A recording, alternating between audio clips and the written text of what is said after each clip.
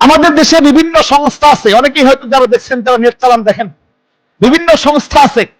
রাস্তায় বিভিন্ন পাগল থাকে না, পাগল যারা মাথার মধ্যে বিশাল বিশাল জট হয়, জটের কারণে তাদের কষ্ট হয়, ঘুমাইতে পারে না, মাথার মধ্যে উকুন হয়। তো কিছু সংস্থা, কিছু যুবকদের কিছু দল বের হয়েছে, এরা গিয়া ওদের মাথা নেড়া করে দেয়, তাদেরকে পরিষ্কার পরিচ্ছন্ন করে নতুন কাপড় পরায় দেয়। দেখছেন না এটা? তো গত 2 দিন আগে এক হুজুরদের একটা দল ঠিক এই কাজ করছে। অথচ কয়েক বছর যাবৎ এই ধরনের অসংখ্য সংস্থা, অসংখ্য সংগঠন এই কাজ করতেছে, সবাই প্রশংসা করে। গত 2 দিন আগে হুজুরদের এক দল এই কাজ করছে। এই তো হুজুররা মানুষের স্বাধীনতা নষ্ট করতেছে। কি করতেছে? স্বাধীনতার মধ্যে হস্তক্ষেপ করতেছে ইসলাম নিয়ে আইসা।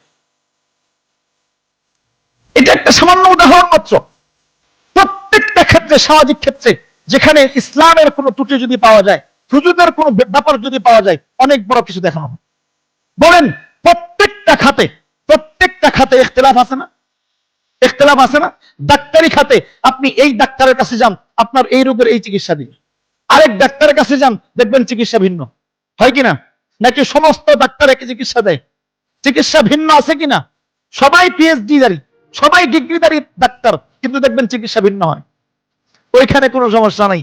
হুজুরদের মধ্যে যদি একটু বুঝের মধ্যে কম বেশি হয়, আরে হুজুরদের মধ্যে যত সমস্যা, ইখতিলাফ, খালি মতানক্য ইসলামী মানব।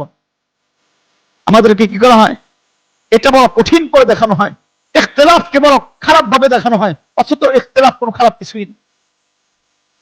ইখতিলাফ কোনো খারাপ কিছুই না।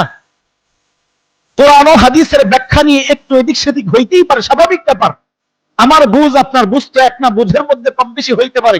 আমাদের জন্য ইসলাম এটাকে ছাড় দিয়েছেন, ইখতিলাফ করা ছাড় দিয়েছেন। কিন্তু দেখবেন আমাদের মুখে মুখে একটা কথা ছড়ায় দেওয়া হয়েছে, আরে হুজুরদের মধ্যেই তো যত মতানক্য।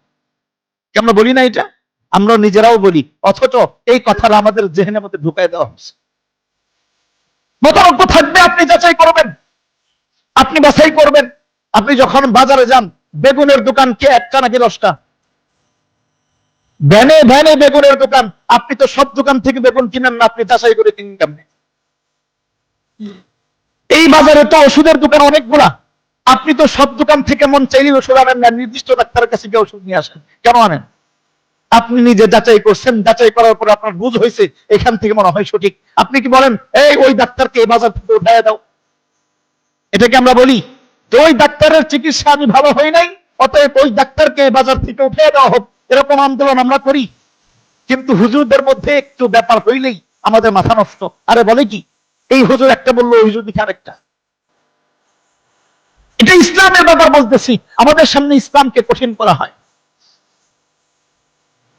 ইসলামের মধ্যে ইখতিলাফের মধ্যে কোনো ত্রুটি নেই, দোষ নেই। বুঝের মধ্যে কম বেশি হইতে পারে। নবীজি সাহাবায়ে কেরামদের মধ্যে এরকম ইখতিলাফ হয়েছে।